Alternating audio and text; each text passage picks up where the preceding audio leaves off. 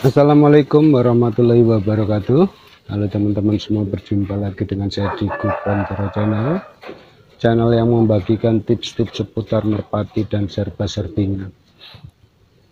Menindaklanjuti video saya yang kemarin atau bersambung ya.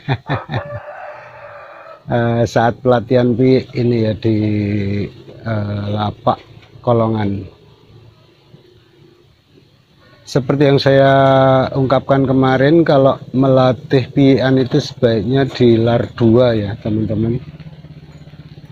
Di lar 2 itu dia sudah mulai ada pendewasaan diri lah.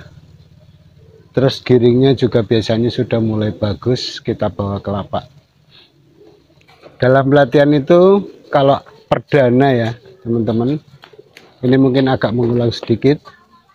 Saat perdana di bawah itu kalau kita latihnya itu jangan jauh-jauh ya, kita cukup di depan lapak saja, kira-kira 10 meter lah, atau cuma 5 meter juga nggak apa-apa. Kita fokus betinakan ya, kita klepek, fokus betina. Kemudian kalau kakinya sudah terasa panas sekali, kita berhentikan ya. Nanti kita latih lagi kalau dia sudah dingin. Kalaupun seandainya sampai waktu pulang kok belum dingin, ya enggak usah dilatih. Nanti latih lagi di hari berikutnya. Karena biasanya kalau awal-awal itu dibawa ke lapak, kemudian kita paksakan, itu biasanya nanti kalau dia lelah, besoknya dia akan kendor giringnya. Itu sebenarnya sebuah trik supaya dia tidak kendor nanti giringan yang besoknya ya. Nah, besoknya lagi dilatih begitu saja sampai dia benar-benar kuat ya. Itu biasanya nanti kalau sudah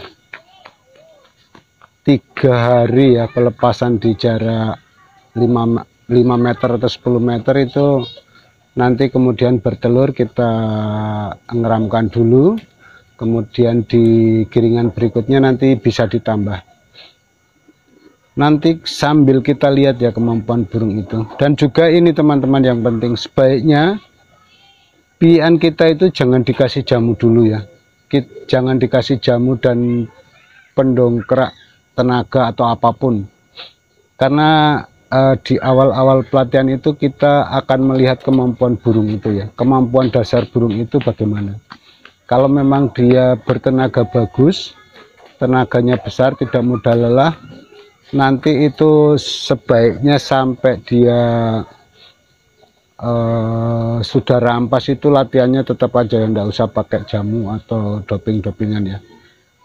Karena kita pada dasarnya akan membentuk tenaga dia supaya semakin bagus ya, atau kita membangkitkan kemampuan dasar dia sampai maksimal. Kita lepaskan saja tanpa doping-doping atau apapun yang untuk mendongkrak tenaga. Kalau sekiranya kita sudah sekiranya kita rasa sudah mampu tanpa doping-dopingan, itu terus saja dilatih begitu.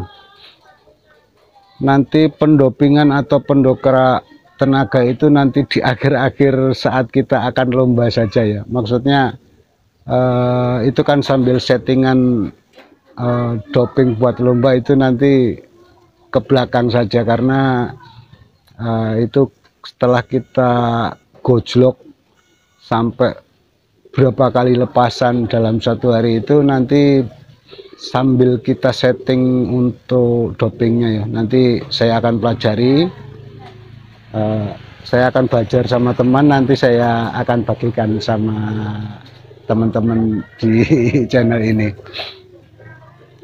Gitu ya teman-teman sekalian, pada saat pelatihan usahakan jangan sampai ada kemasukan doping. Nanti setelah seandainya pun ada pendongkrak, itu sebenarnya bukan pendongkrak, tapi jamu-jamuan itu dia tujuannya untuk mengembalikan stamina burung itu pada saat malam hari kita kasih jamu ya. Itu kalau menurut saya anggap bukan doping atau pendongkrak tenaga, karena dia fungsinya untuk mengembalikan apa namanya, supaya mengembalikan vitalitasnya ya, supaya dia tidak lelah.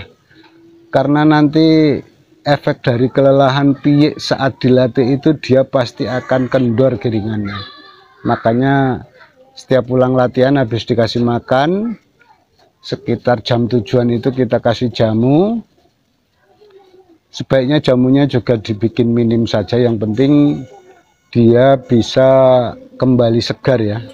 Besok paginya kembali segar dan giringnya tidak kendor. Nanti kalau giringnya kendor, besok malamnya kita tambah satu, misalnya malam ini satu, besok malam tambah satu, jadi dua.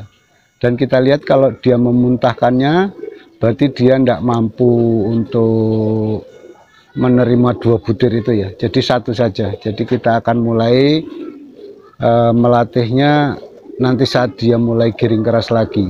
Itu berarti lelahnya berlebihan ya kalau sampai dia nanti besok paginya tidak bisa giring keras karena sudah kita kasih jamu ternyata belum juga pulih untuk vitalitasnya atau staminanya. Itu berarti kita melatihnya terlalu keras. Jadi kita usahakan dikurangi lagi tensi latihannya, frekuensi latihannya dikurangi, misalnya dalam satu hari atau satu latihan itu yang kemarin ya, lepasannya itu sampai 6-7 kali, kita turunkan sampai 5 kali dulu sambil kita lihat cara terbang piye itu.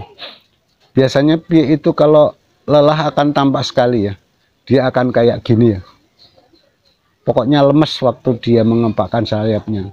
Atau seandainya pun dia nanti akan naik, nanti dia akan melenceng dari jalur yang biasa dia tempuh. Itu berarti PN kita sudah kelelahan itu ya. Jangan dipaksakan untuk PI. Jadi PI itu dilatihnya dengan kesabaran yang lebih ya. Jangan sampai kita pengen buru-buru jauh atau pengen buru-buru dia tinggi. Yang penting kita bentuk tenaga dulu. Jangan sampai tenaganya nanti atau otot-ototnya rusak, dalam tanda kutip ya, rusaknya bukan berarti dia rusak kayak apa gitu, jangan dianggap begitu. Dan juga sambil menunggu tulangan itu terbentuk dengan kuat ya, kokoh kuat. Itu menurut rekan-rekan, kalau burung itu tulangannya sudah kokoh dan kuat itu biasanya tulang dada itu akan terlihat agak kuning ya. Itu menurut informasi yang saya terima. Jadi itu ya, untuk pelatihan PI itu kita usahakan jangan sampai jauh dulu. Kita carikan tenaga dulu, kita kasih dasar tenaga dulu. Nanti ke belakangnya kita akan enak ya, nggak terkendala dengan burung suka mencelok lah, suka gelewang ke perumahan terus mencelok. Yang penting kita tahu saat dia tampak lelah sebaiknya diberhentikan.